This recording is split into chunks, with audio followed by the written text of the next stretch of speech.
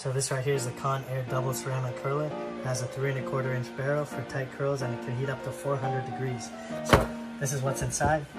Absolutely beautiful curler. It has this nice white color with this accent color on top, and this great clip right here, so you can actually grab your hair.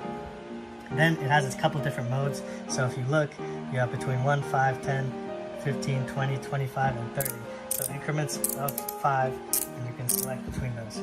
You also have a turbo button right here, as well as your on and off power button, and a very, very long cable right here. So this is everything you need to get some great curls, and I hope you enjoy it. Today I just want to do a quick little video on how I use the Bioionic long-barreled curling iron to curl my hair. This is the look I pretty much do every time I style my hair. I have long hair, and I love that this has a long barrel. It makes things so easy.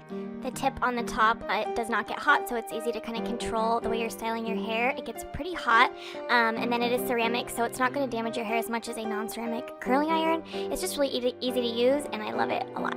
Especially for long hair, it makes everything fast and quick.